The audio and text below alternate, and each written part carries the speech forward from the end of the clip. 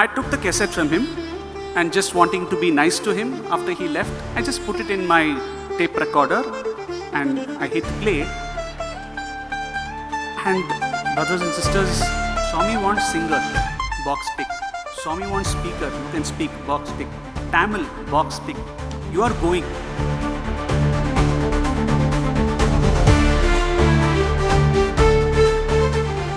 The joy of the chance that I got, I lost the joy of the chance because I was looking at what I did not get. Very surprised. It looks brand new. It's not been opened even once. I open the book. First page, it says,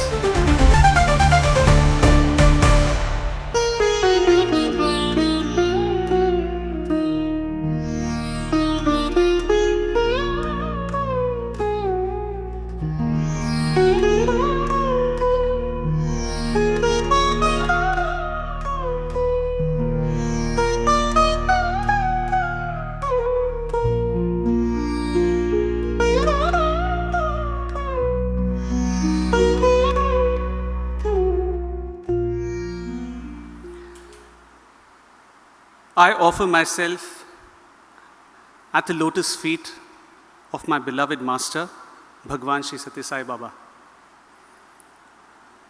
Thank you, Brother Anush, for that wonderful introduction.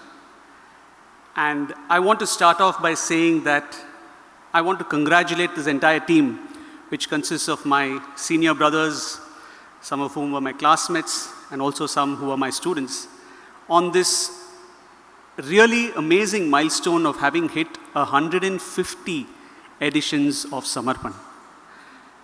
And what a galaxy of devotees have come here before me.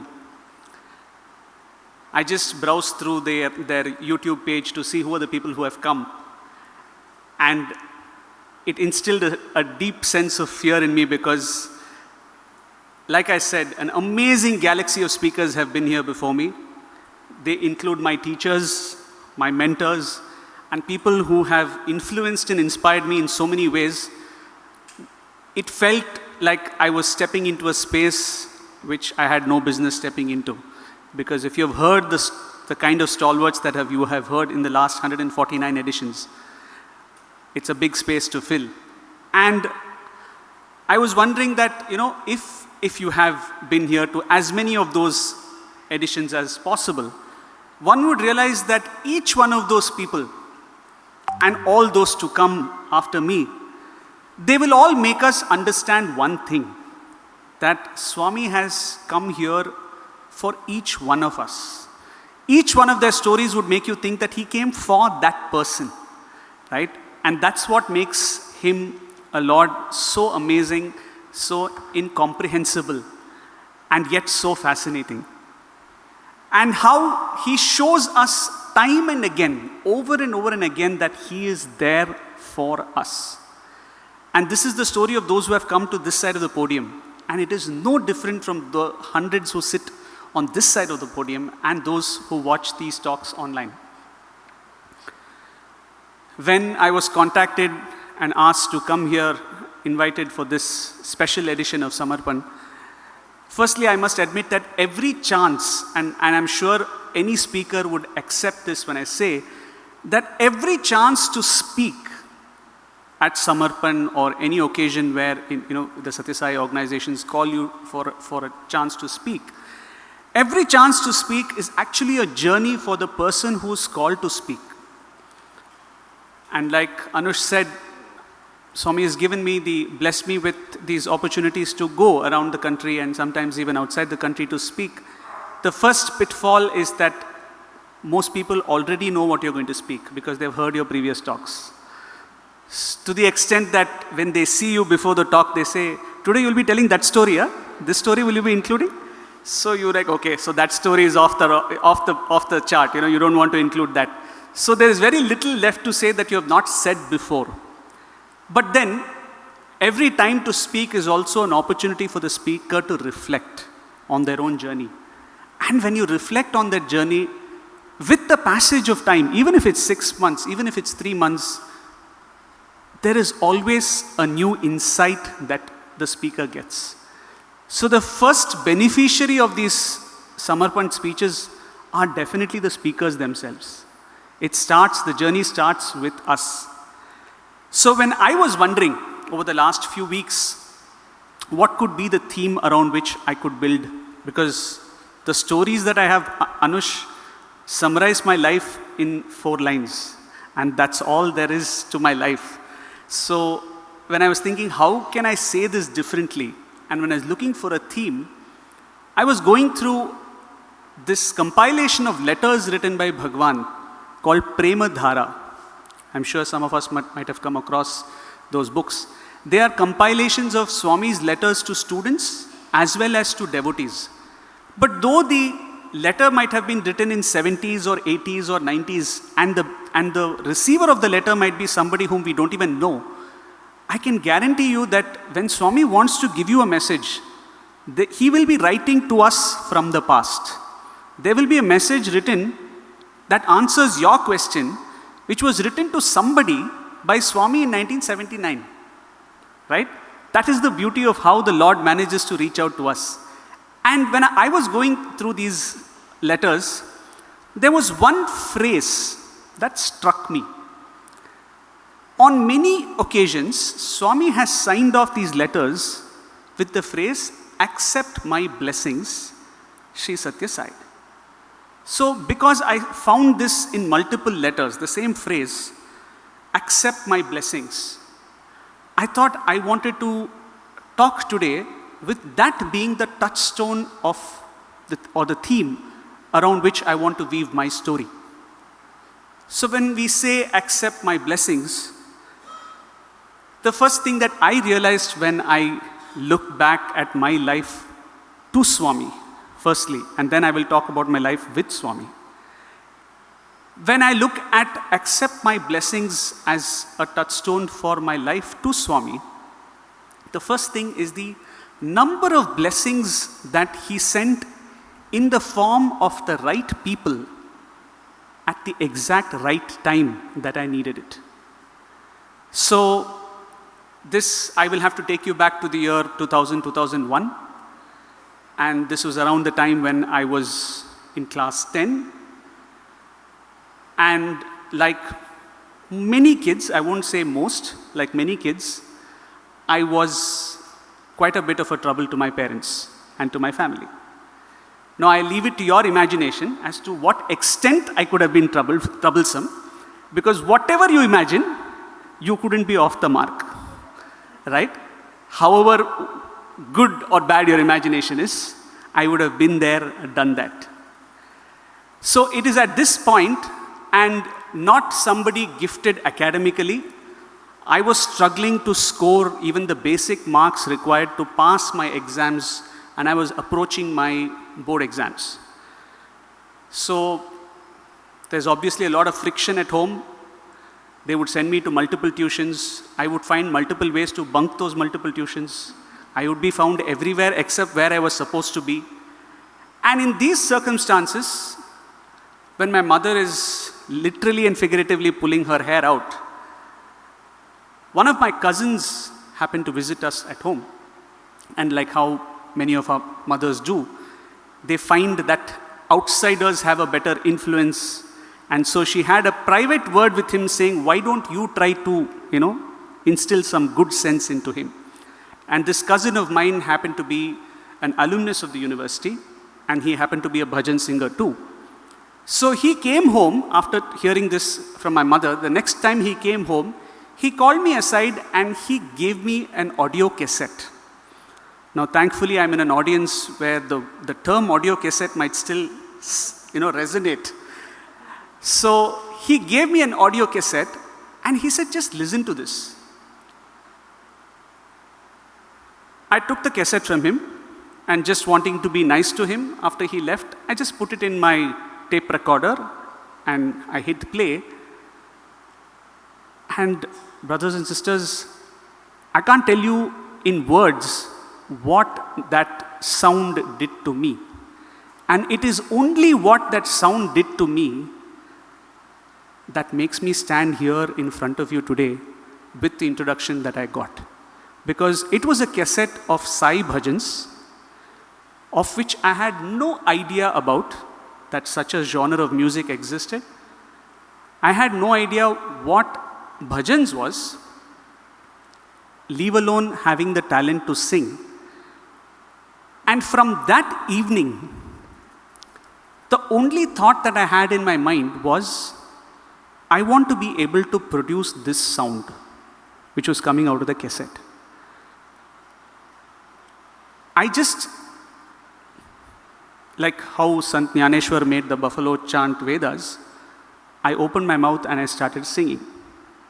With no formal training till date, I was as rudimentary a singer as I could have been, but something about that flavor of music, it just occupied such a big space in my heart that I didn't feel that anything else was worth pursuing.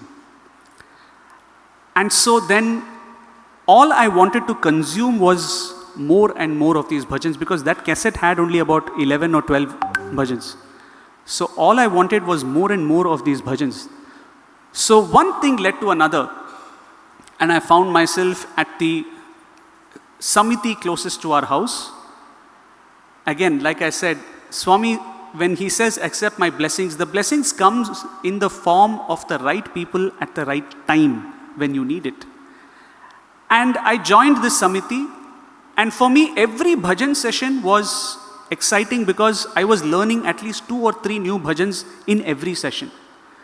So there was a time when in a week I used to attend 9-10 bhajan sessions. I would finish in one house, go to another house, because it's exciting. The whole thing is, the whole proposition of learning this form of music became very exciting. But I was still like a kite in the wind, just fluttering around, with no real focus. When one day, another alumnus of the university comes home, and my mother tells him, you know what, he's trying to sing, just listen to him. And this alumnus brother was also a singer. And he heard me sing and he said, yeah, you're okay, but you need to be slightly, refined and trained. I'll put you in touch with someone, you go join him.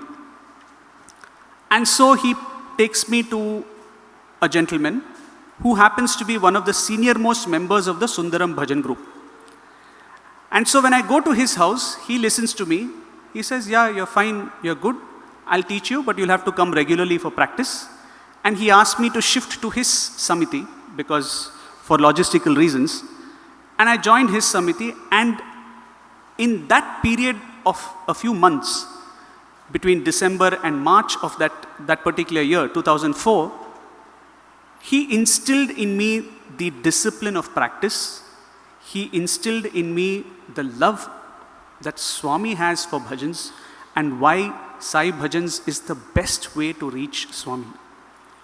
Now that particular year, that particular Samiti had been given an opportunity to do a music program in Sundaram for Ugadi. Like I said, blessings at the right time, the right people. Just because that Samiti had a solid, lot of youngsters, they thought that they were good enough to do a music program. And so this sir asked me, would you like to join in the music program? And he gave me a song to sing, along with 2 others. 3 of us together sang a Kavali. We offered this on Ugadi of 2004. The program went off very well. A week later, we get a news that for that year's Tamil New Year's Day, they want to take some new singers.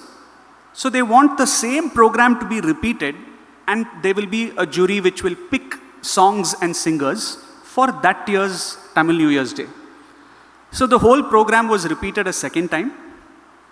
They picked 3 songs, out of which one of the songs was mine. But the other 2 singers who sang with me, unfortunately, were not picked. But I was identified as one of the singers to sing that song. So from being a kid who was just roaming street to street, finding house bhajans to attend, within a span of a few months, I'm being told you will now have an opportunity to sing in front of Swami in Brindavan. And at that point of time, the only goal I had was to sing once in front of him.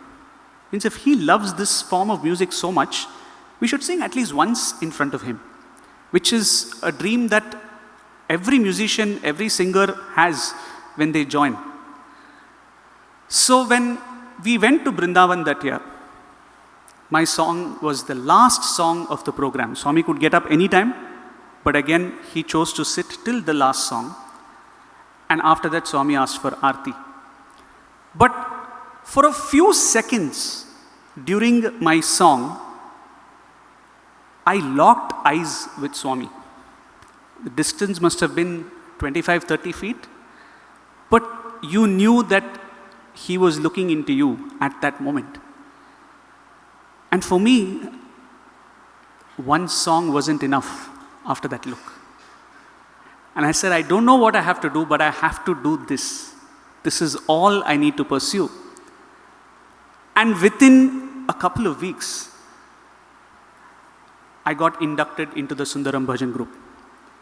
Now imagine, I was introduced as being a member of the Sundaram Bhajan group for many years. It's not many years. Yes, if I count from then to now, it's many years.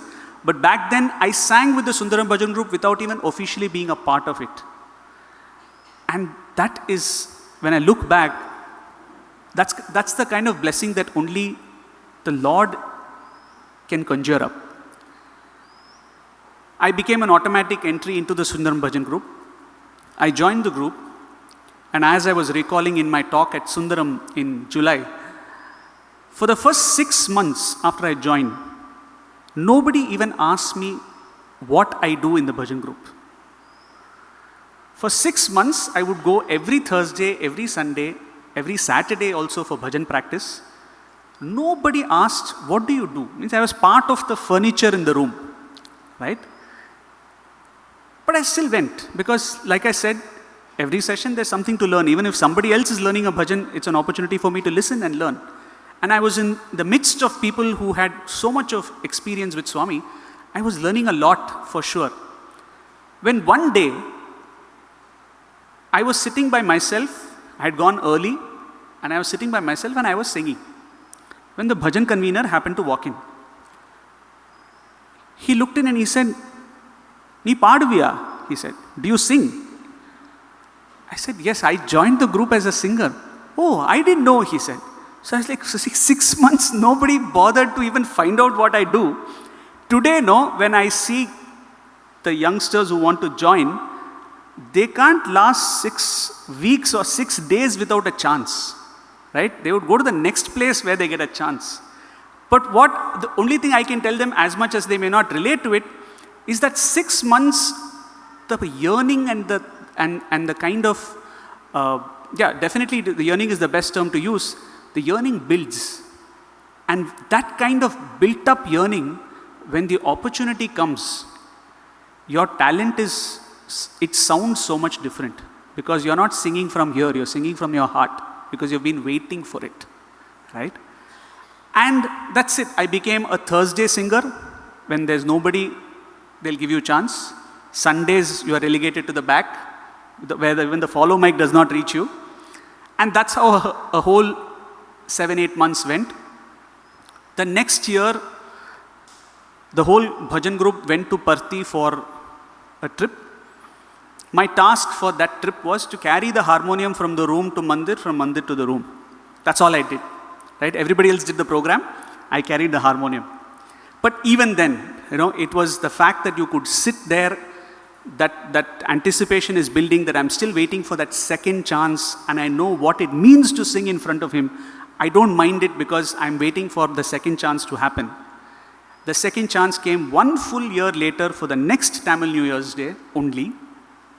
And again, after the program, Swami called everybody for a group photograph, and that's the time I saw Swami the closest. And I said, no, this is all I want. I still have to hang around. By which time, my brother parallelly had finished studying at Prasanthi Nilayam. He studied between the years 2003 and 2005. And he would send letters back home.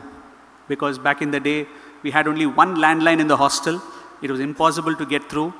And so he would write letters back home. And in his letters, he would keep writing about the kind of chances that we would get if you were a student in Swami's institution, especially to sing, especially to speak, and to act. Now, while this phase of my life is going on in Sundaram, at the same time, one evening in 2004, 2003, 2004, I happened to go to a coffee shop. And I was sitting by myself when one gentleman walked up to me and he just made a conversation with me. And out of politeness, I was responding to him. And he asked me, "Are you interested in doing theater, drama?" I said, "Yes, I like to act." You should ask my mom, what a good actor I am. I like to act. I would definitely like to be involved. He said, "Why don't you come to this particular place? They are recruiting actors for a new production that's coming up." I go there, all excited. They told me they don't have any acting roles. They have a dancing role. I said, "It's okay, it doesn't matter. Something to get your foot in, it doesn't matter what you do." And I got associated with one of the most prestigious theater companies in the country called Madras Players. They're very famous and they're like more than 70, 75 years old. Rich tradition of theater. And I was exposed to another world of art.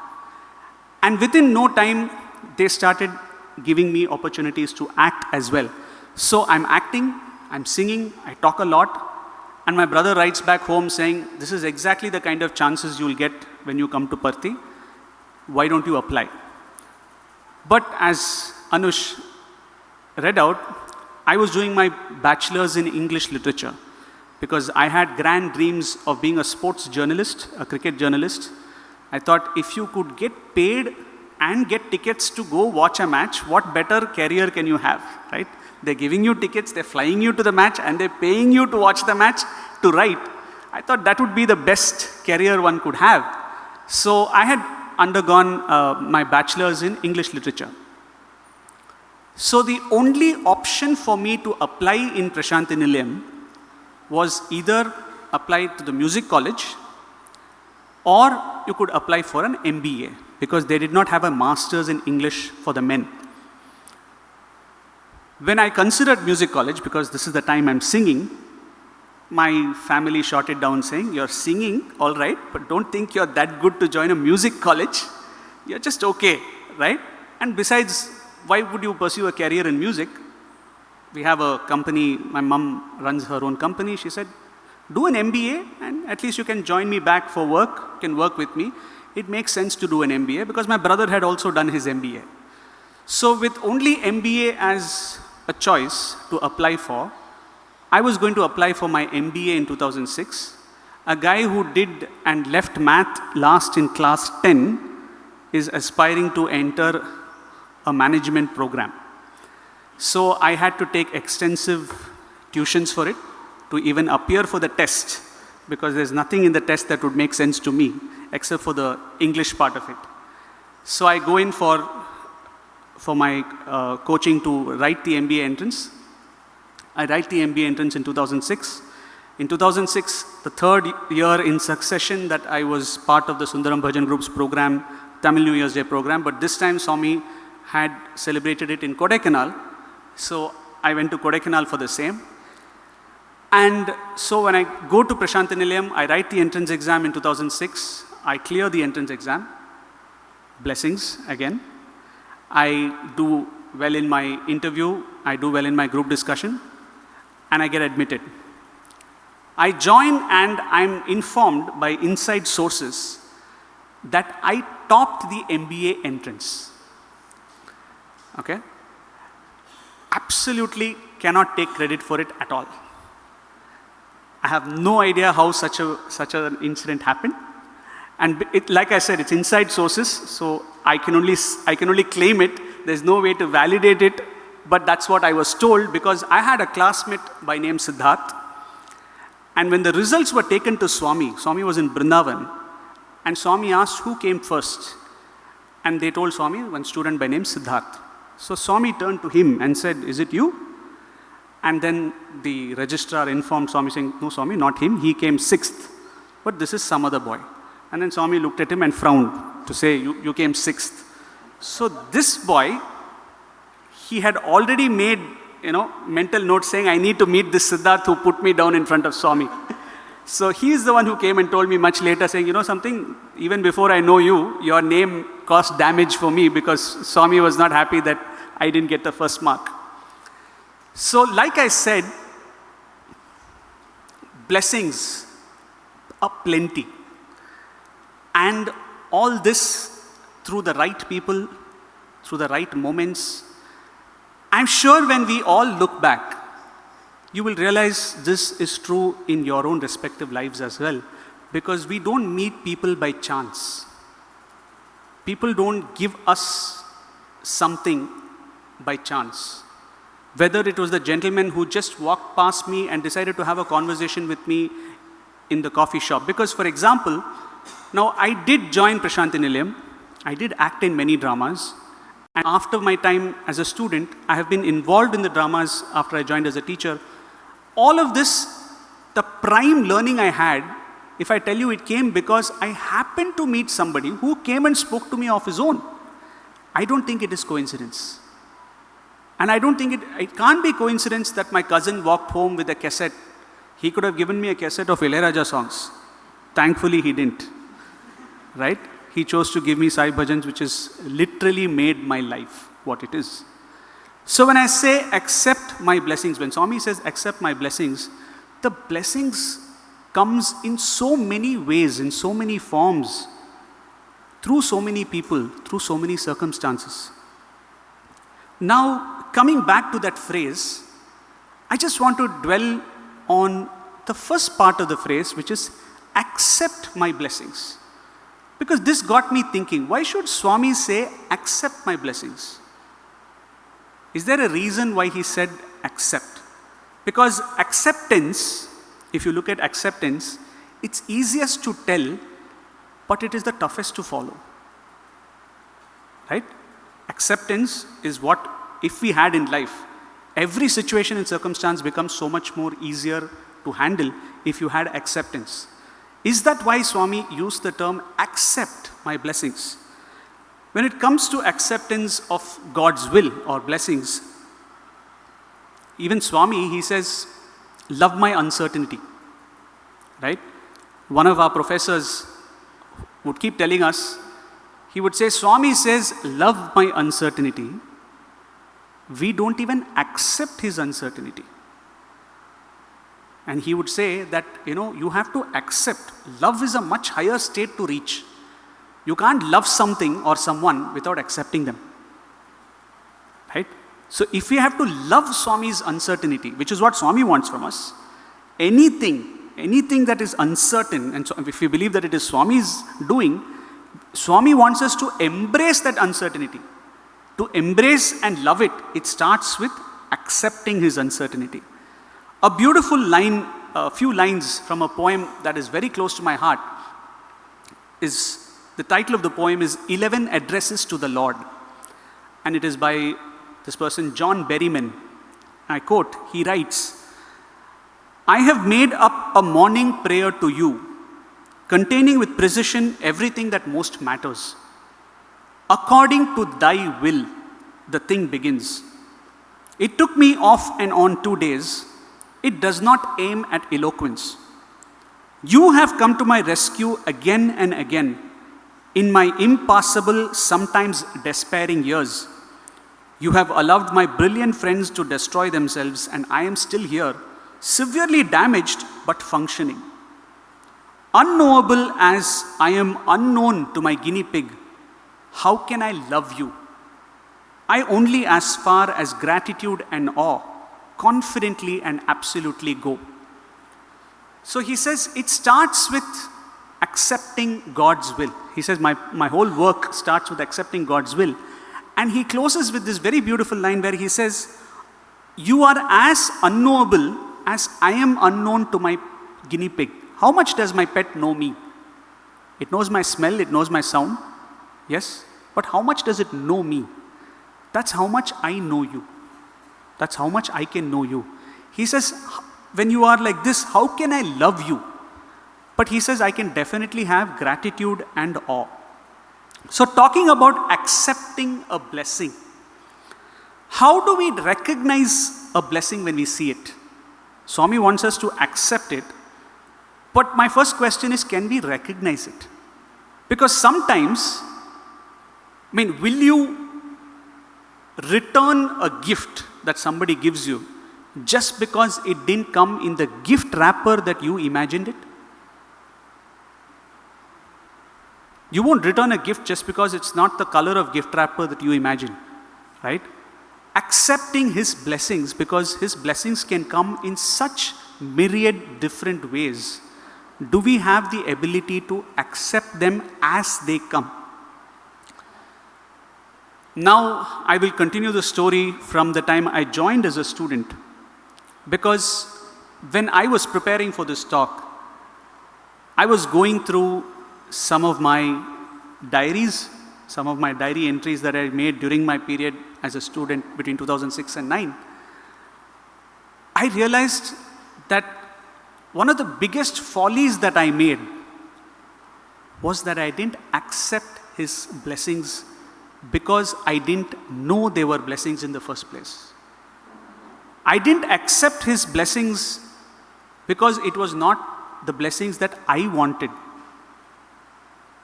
Because I'll tell you, when I was reading, after every few pages, I was just sitting and hitting myself because of what I had written in my diaries. The joy of the chance that I got, I lost the joy of the chance because I was looking at what I did not get. My diary entry actually says things like, Swami took my letter, but he didn't give Pad Namaskar. And I put a sad smiley there. So obviously that day when I entered it, I was not happy. Now when I look back, the joy of giving him the letter, I never retained that joy. So when I joined as a student, there were so many singers in the bhajan group. It was still those days where we were singing by ourselves, solo singing. Because there were so many singers, we all had dedicated days in the week. We all had one day in the week, and on that one day, we would not be anything before the 6th or the 7th bhajan. And Swami would definitely sit for 4 or 5. Which means, if he gets up before your turn, you come back the next week. You don't go the next day saying, yesterday Swami got up before my bhajan. No, because the next day there's a different guy who's got his turn. Many of my diary entries of my bhajans go from Tuesday to Tuesday. I've written this Tuesday, I sang this bhajan. Then after that there's nothing to write because my next interaction is only the next Tuesday. One of the Tuesdays I have written, today I didn't get chance to sing because Swami gave Ugadi discourse.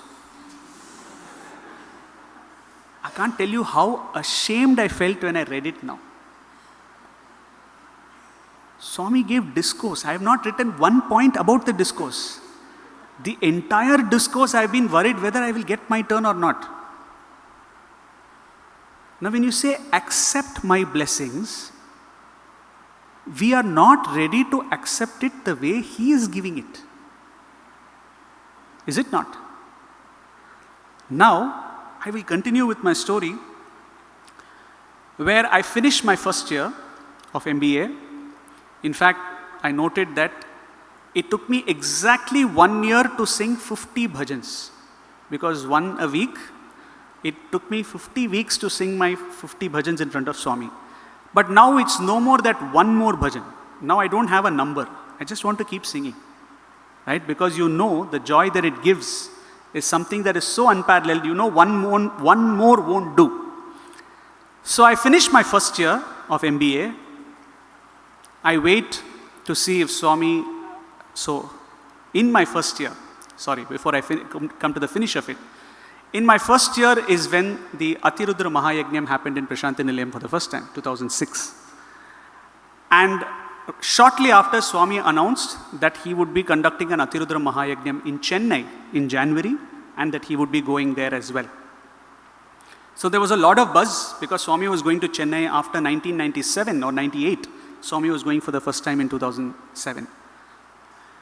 And there was a buzz amongst the students that Swami, if he's traveling, Swami will take singers to Chennai.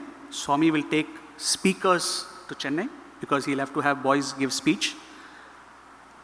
And if you know Tamil, even better. So I had a room leader, one of my seniors who was my room leader. When this rumor went around that, Swami is going to pick students, he planted a seed in my mind. He said, "You are going." I said, "How? I'm not one of those senior singers." He said, "Look at what are the chances of this coming together? Swami goes to Chennai the year you join, and you are from Sundaram Bhajan group. It's like as if Swami waited for you to come here so that he could take you from here to there. Swami wants singer, box tick. Swami wants speaker, you can speak, box tick. Tamil, box tick. You are going." And for some reason, I bought the story. I believed him. One day there was a rumor that Swami is going to pick boys today in the Bhajan hall. Heavy rush. Because everybody wants to be seen by Swami, to get picked by Swami. And nothing of that sort happened that day. Swami came, Swami generally spoke to everybody. He didn't indicate anything. He went. He said, "Don't worry, Swami would have seen you. Swami would have noted. Inside he will tell the names." Okay? So the week leading up to Swami's departure, he said, "Keep your bags ready." Because when Swami likes us to be prepared, you should not be taken by surprise. Keep your bags ready. I packed my bags. Because in my mind, in my heart, in my soul, I was convinced I'm traveling to Chennai with Swami. I packed my bags. I kept only 2 pairs of whites, which I was alternating every day. Because when you go to Chennai, you don't know how many days. I don't have so many sets of whites. So I packed everything else, and I was alternating between 2 sets of clothes. The day is approaching. There's no indication that I'm going. Obviously, right? But this guy is still telling me to believe. And then he tells me one story. He said, last year, there was one teacher whom Swami didn't pick to go to Kodai. He kept praying. The last day, Swami is leaving to Kodai tomorrow morning. As he was exiting today, he just looked at him and said, "Come tomorrow," and Swami left. So till the last minute, you should not give up. I held on to that. That story, you hear a story, you think the same story is going to happen in your life. So I held on to that. I waited. The last darshan, tomorrow morning, Swami is going to Chennai. Previous evening, because that sir got an indication the previous evening, I'm waiting for Swami to see me. Nothing happened. Swami took Aarti and left. I came back to the room. This guy is still not giving up.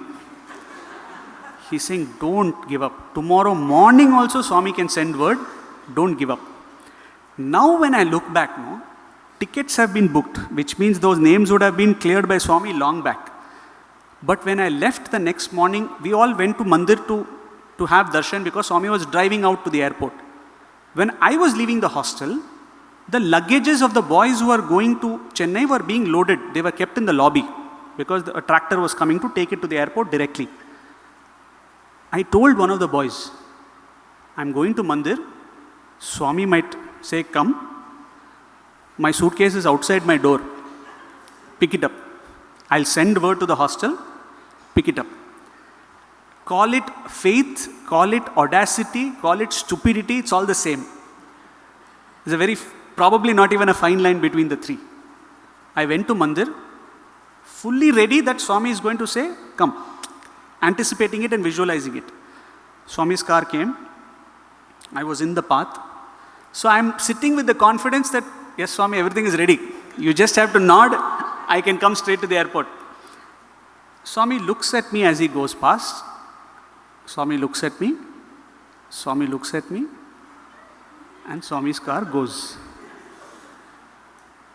When I saw Swami's car go past, and only after I saw his number plate, I realized that I'm not going. Then it hit me. My God, he didn't tell. He didn't say anything. He's gone. Right? But like I said, accept my blessings. I was not meant to go. In all those days, that yearning was what probably was supposed to be intensified. Now I can theorize it so beautifully, but back then it was not so. So I was so upset for some time. Swami went to Chennai. Swami returned from Chennai. After he returned, I had a dream. And in the dream, Swami is telling me, I missed taking you. He pacified me in the dream for not taking me. I think that today is much closer to me than having been one more of those boys who would have gone with him. But then why would the Lord have to take the trouble of coming and explaining himself to me? That is why he's beyond our understanding. Right? I have some details which obviously I will not share on a public forum, but it was such a beautiful dream where he took the time off to come and explain that, and he said, I missed seeing you somewhere, he said. Means I wanted to, but I didn't see you. Again, it's a drama because I was showing him my face. I was right in front of his face every day for the whole month. But yes, so this happened. And the first year ended. There was an anticipation that Swami is going to take boys to Kodaikanal. Now I'm 50-50. Should I wait? Should I not wait? Will I go? Will I not go? I waited. I didn't go. Swami didn't pick me. And in my diary, I've written, I sang a bhajan that day, the day I was leaving, and Swami was expected to leave to Kodaikanal the next day. I was leaving the previous day to Chennai, and I've written saying, I sang and showed him what he's missing out on when he goes to Kodai. The joy of singing that bhajan is lost in the panga that I've taken with him. You're not taking me, no? Fine. You don't know what you're missing. Right? The first year ended. I came back for the second year. After Swami came back from Kodaikanal, the year started. We came back to the college. And after about 15-20 days, we usually get our results for the previous semester. And I have a habit, because of my gifted nature in terms of academics, I never check my results. I like somebody else to do that job. Just come and convey the news to me. Good, bad, ugly, just come and tell me the news. I don't want to go see it. Because the whole thing of, pushing past those people and trying to look for your number on that sheet and all is too much for me to take. So it was between 2 hours, the second and the third hour of a working day, that the results were put up. News came, results have been put up. And I told one of my friends, when you're checking yours, check mine also. So he went, he came back, and when I saw his face, I knew something was off. Must be with my results, not with his. And he said, you failed. I said, okay, which paper? He said, you failed in accounts. No surprises, BA literature. First time I saw a ledger book was in class. And I was sitting next to a boy who was a BCom gold medalist, right? So it's C's apart from BA literature to go to financial cost accounting. So I said, oh, okay, accounts. You failed one more paper, he said. I said, oh, one more. One more quants paper, quantitative methods. I said, okay. You failed one more, he said. I said, we don't have any more quants papers, only 2 quants papers. Which one did I fail? He said, you failed HR. And I didn't buy that at all, because just for my language, I should have passed. The amount of English content, if they had read my English, they would have been convinced of my answers, they should have passed me. I said, I should not have failed HR. He said, no, you failed HR. And then somebody tells me the rule that if you fail more than 2 papers, you have to discontinue. And you have to repeat the semester again, the same semester again. So now this was a bridge too far for me to take. I'm used to failing. I failed a plenty in my life. But to fail a year and then the whole stigma around it and discontinuing. So I came down, the third hour ended, I was coming down, I bumped into the warden who informs me that now you are no more a part of the hostel, you have to vacate. I said, already? I mean, you just put up the results, right? He said, yes, that's the rule. 3 papers, you have to discontinue. I told him I'm going to apply for retotaling. Re-evaluation, I know it's too much of a risk because there won't be anything there to evaluate, especially the quants. So I said retotaling. He looked at me, he said, okay, he realized I'm buying time. He said, okay, fine, you apply. My first job was to make sure that this news does not reach my family in Chennai. Obviously, I didn't want my parents to know, my brother to know. So I managed to shut all the communication channels between Parthi and Chennai that I know of. And I've applied for retotaling. They said it'll take a few days to come. And the tension is building up in me. I think between Thursday and Sunday, I'm trying to pretend that everything is normal with my family, but obviously something has gone off. On Sunday evening, I called my mother on the phone, and I was just trying to have a casual conversation, trying to check if she's heard about it or not. And then I'm hearing a lot of noise behind her. I said, where are you? She said, I'm on the bus to Parthi. I said, why are you coming now? She said, I don't know, something I felt that, I should come see you. Mother's instinct is a deadly thing, right? You can't mess with it. I'm trying to say, no, don't come. She said, what, don't come? Buses left Chennai. I'm on the outskirts of Chennai. I'm coming tomorrow morning. So now I know the die is cast, right? There's no way I can extend this drama anymore. I've developed fever. Okay, I'm very sick because of all this tension. The next day my mother comes, she sees me, she says, you're very sick, let's go to the hospital. So she takes me to GH. I've still not told her the news. We go to GH. The doctor checks me. She says, nothing, it's just a lot of gas. You have a little bit of fever. Is there anything bothering you? The doctor says. The actor in me says, no, nothing. No, there's something, there's a lot of tension, BP, all that is not looking good. I said, no, nothing. Okay, we'll put you on drips, she said. And she put me on drips. So then she left. She said, we'll keep you in observation for a while and then you can go. Now that was the most dramatic setting that I could break the news to my mother. Drips, hospital bed, lying down. So I gently broke the news to her. I said, Amma, the results have come. Okay, what happened? I said, I failed 3 papers. So I have to discontinue. Obviously, once the news went out of the system, I got better as well. First, of course, she was all teary-eyed. She said, okay, what should we do? I said, we have to discontinue now. We have to come back in November, because this is July. I come back in November and join the second semester again. Okay, fine. Okay, we'll go have darshan and then we'll go, she said. Because I had to now vacate the hostel as well. So I vacated the hostel. We went for darshan that evening. My mother gave a letter to give to Swami. I had my letter as well, because I wanted to inform Swami as well that I'm discontinuing. Swami came into the bhajan hall earlier than usual. Even before he sat, he called me out. So I went and I gave him the letter that my mother gave. And here I am, knowing that if you inform Swami that you failed, he will be very upset. But he must have been informed by the teachers. I don't want to upset him. So I'm talking to him with the awareness that he knows everything. I don't want to tell you, Swami, you already know, right? He opened my mother's letter and he started reading it out to me, reading it out loud to me. And then he pointed to a line and he said, see what your mother has written. So I went closer to Swami and my mother had written in bold, Swami, you know what is best. And Swami underlined that and said, see what she's written. I said, yes, Swami, I agree with her. You know what is best. Go, come back in November, he said.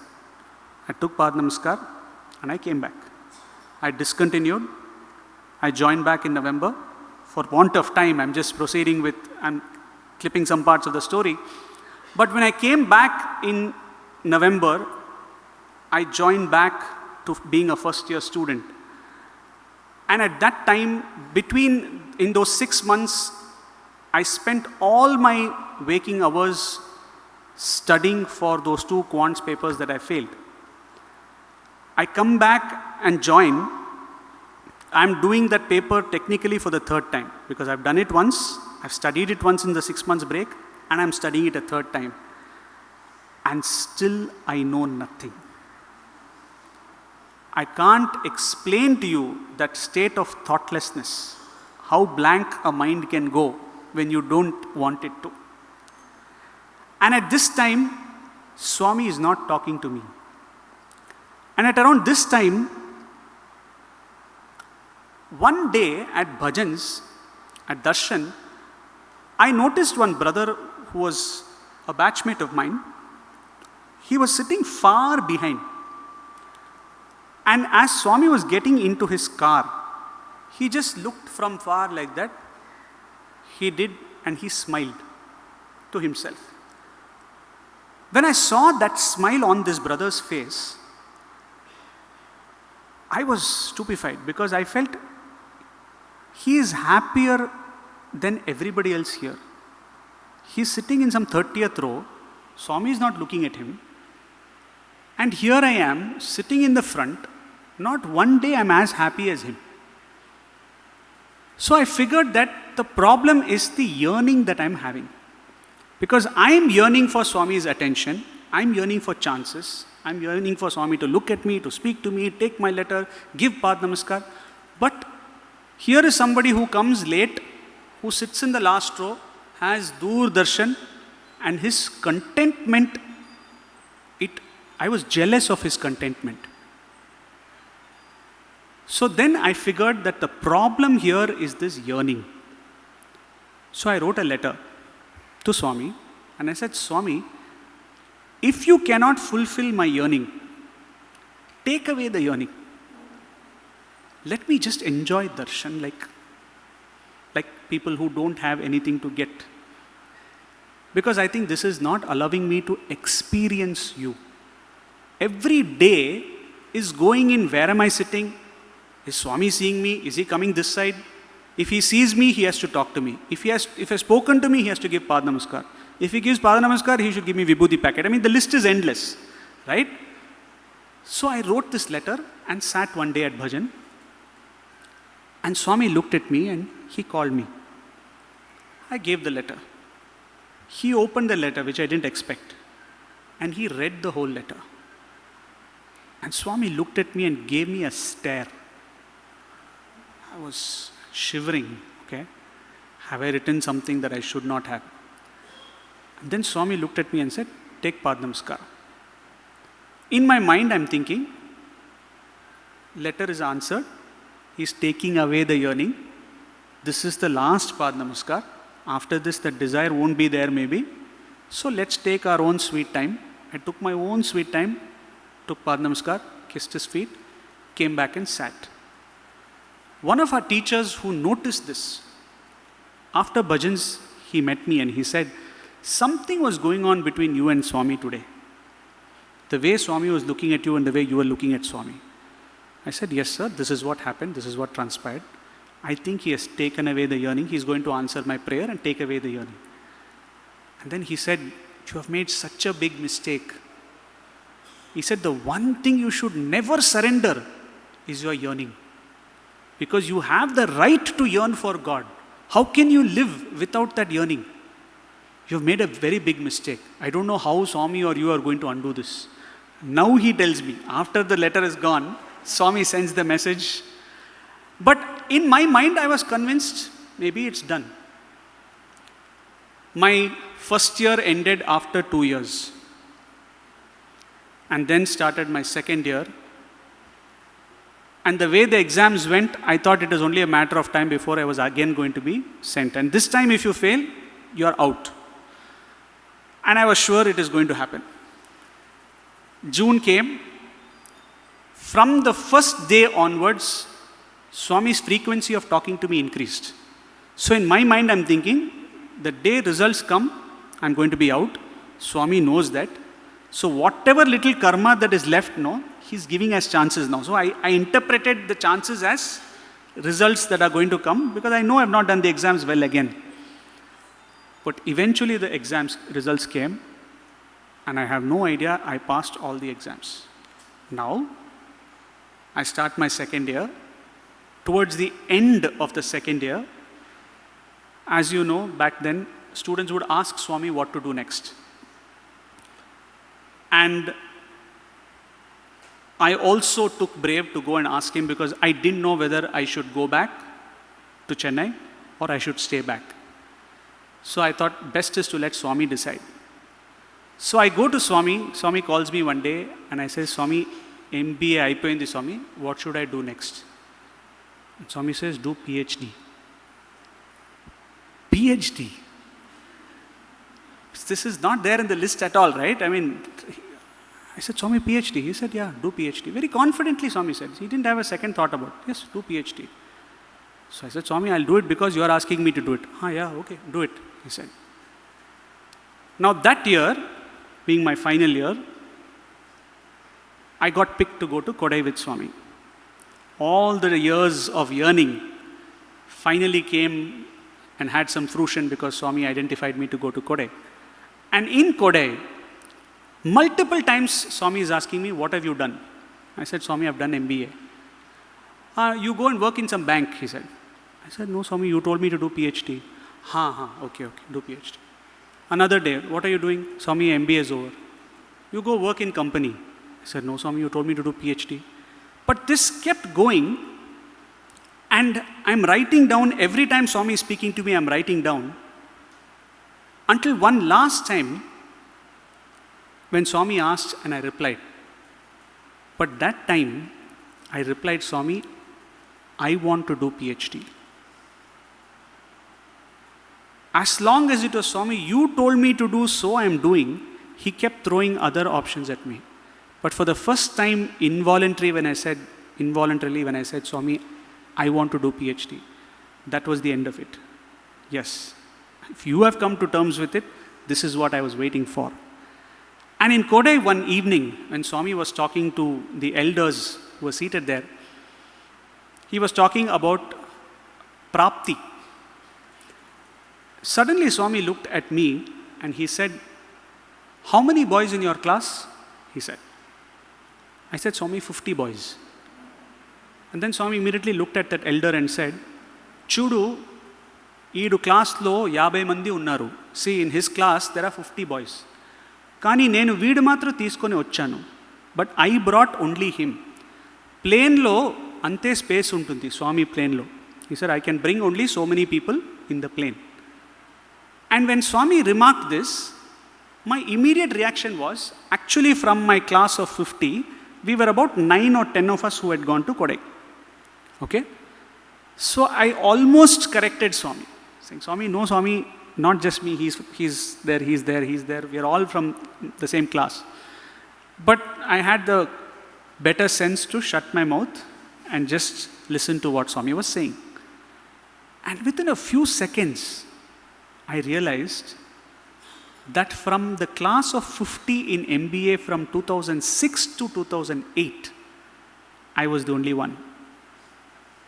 But I was counting the class of 2007 to 2009 and saying there are 8 more. Now, I would not have gone to Kodai if I had not failed that year. And between 2008, which was the final year, which should have been my final year, Swami didn't go to Kodai.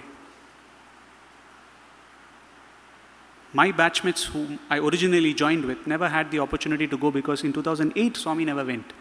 And in 2009, when he went, he tells me that I'm the only one in that 50 and he is bang on. Of course, he is bang on. Because I was the only one of the 06 batch who was sitting there in Sai Shruti that day. And today when I look back, how many of us would deny or decline a chance to fail for 1 year if it meant going with him to Kodaikanal? We would fail multiple years if it guaranteed a chance to go to Kodaikanal. That's what any student would tell you. So when I say accept my blessings, accepting the circumstances, accepting the challenges that are thrown at our way, not all his blessings come in the form in which we are expecting it. Sometimes it comes as challenges. Sometimes it comes as life-altering situations. But nevertheless, they are His blessings. And this is something that I learned from an experience one of the brothers, elder brothers, shared with me. He happened to have the privilege of staying with Bhagawan. And one night, he says this happened sometime in 1994. One night, he was in the room, and he says he woke up in the middle of the night because he sensed that Swami was awake. And when he woke up, he saw that Swami was indeed awake. Swami was seated at his dressing table, and Swami was writing something. And so this brother got up, and he was in attention, and Swami looked and said, "Oh, did I wake you up?" He said, "No, Swami, I woke up." Swami said, "Come here." And Swami showed him what Swami had written and said, "Read it, see how it is." The gist of that, he says, is Swami writes, there is a drizzle. When the drizzle falls, you enjoy getting wet in the drizzle. When it rains, you are okay getting wet, but you also stand and watch the rain. You don't dislike the rain. But when there is a hailstorm, you won't stand outside. You'll avoid it at all costs. And Swami writes, if you give it time, the drizzle, the rain, and the hail, you will realize that all of them are water. All of it is water. They're just in different forms. Likewise, Swami says, all the challenges, all the good moments, all of it is Swami's love. If you just give it time, you will realize that it is nothing but Swami's love in a different form. So, that's why I thought when I looked at that phrase, accept my blessings, can we accept everything that comes our way as His blessings?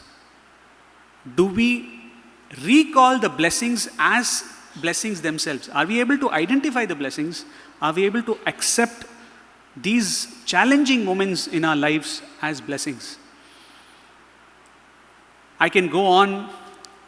Literally, for want of time, I've had to cut short on a lot of things that I wanted to say.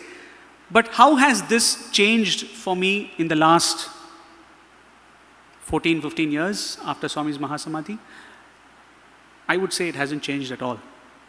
If anything, I would just say that He has given the grace and the insight more often to accept things and to recognize His blessings.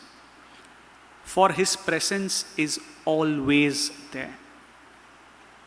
His grace is always there, just like His blessings. His presence is always there, just as His blessings are. It's just that we have not been able to constantly recognize them. I'll give you a couple of stories, and I'll close with that. So this happened when I was doing my Ph.D, which, like I said, was at Swami's behest. And I wanted to complete it in a particular year. Somehow, something in me kept saying, try to finish it and get it this convocation.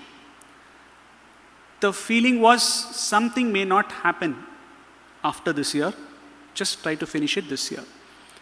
So in the course of my thesis, which has got to do a lot with cricket, I thought it would make a lot of sense for me to interview some cricketers.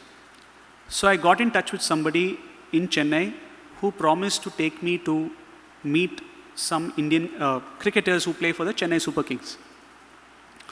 So he told me, on such and such a date, you can come before the IPL starts. I will take you and get you to interview them. It's possible for him to do it. So when I had this meeting with him, I came back to Parthi, and I'm working towards taking a week off from work, because you can't meet them, just in one day. You have to give a few days.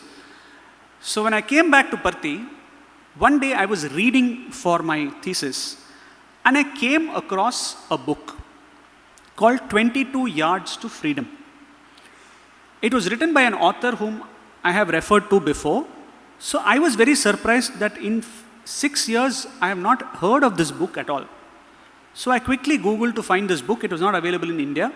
It was available in US. And it cost roughly about 24,000 rupees because very limited copies are left. So that was a lot of money. I was thinking, do I need it? Should I buy it? Should I not? Will it be useful? And in that process, I eventually told myself, you know what, till 10 minutes back, no, this book didn't exist. I didn't hear about it. Ph.D. was going fine. Forget you saw it. Just don't think that this book is the be-all and end-all of the research. So I gave up all ambitions to buy that book. So now fast forward, I've come to Chennai.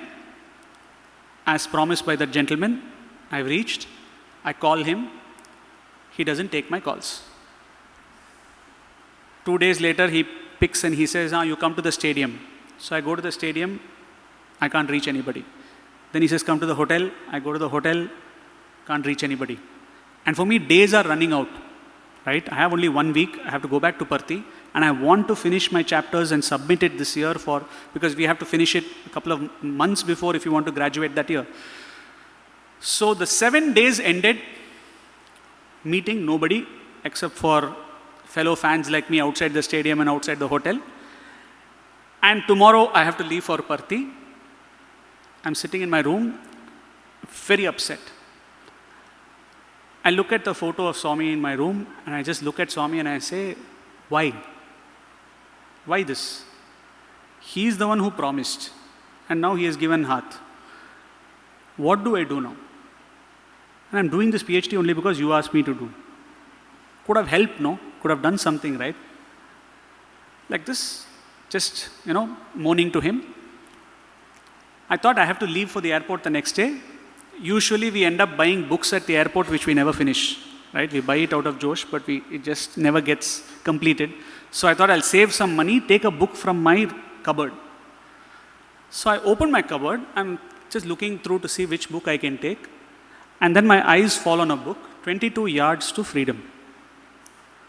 So I'm telling myself, I'm imagining. This is not possible. That book is haunting me from somewhere.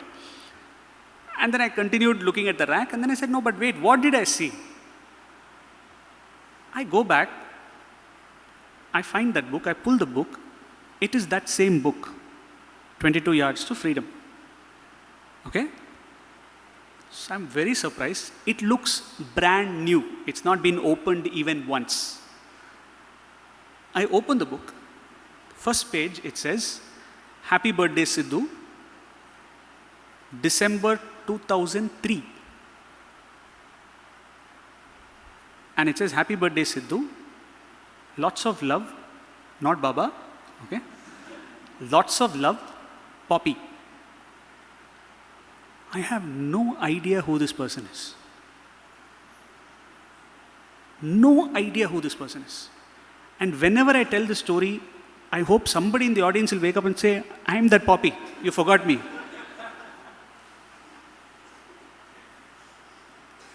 That exact book is sitting in my cupboard. If I were to believe it, sitting in my cupboard from 2003, and I'm finding it in 2019.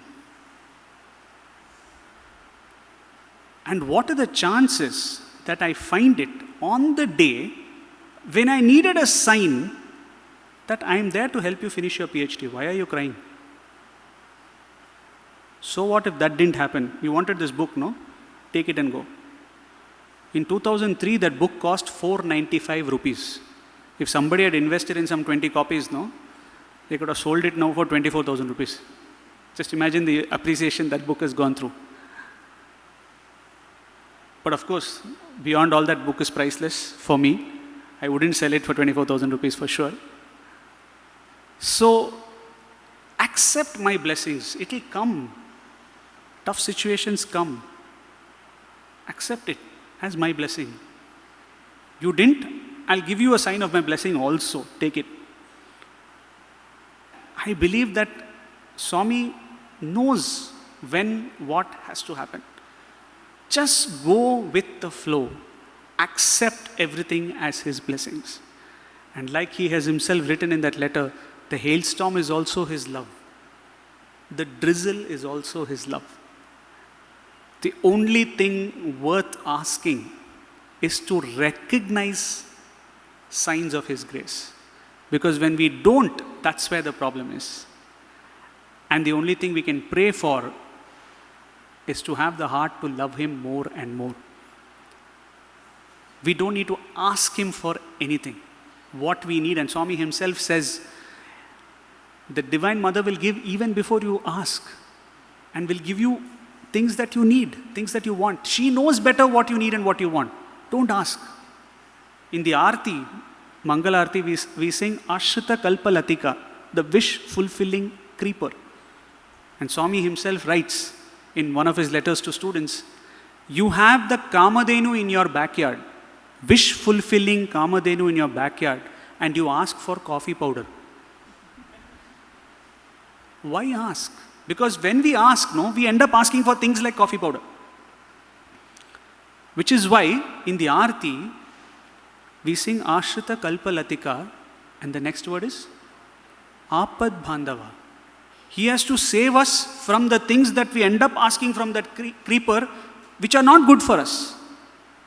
We don't know what is good for us. We don't know what we need, what we don't need. When He doesn't give us something, we should be doubly happy because He knows what has to come. At the time it has to come, it will come. Which is why it makes sense to sing Apad Bandhava. Swami, save me because I may still end up asking things that I don't need. And those things may be detrimental for me. Therefore, you have to be my Apad Bandhava in that case. That also He has to do. He has that job as well. Right? So, before the chits reach that it's time, I see that it is 7 already. And I can only thank all of you for allowing me to share my heart, remind myself of the so many blessings that I've had the opportunity to receive, many of which I had allowed myself to forget until I got the call for this talk. So let's accept His blessings, understand His blessings, let us look out for His blessings, let us just be, for He is there to take care of us every single moment of our lives. Thank you so much for this opportunity. Sai Ram.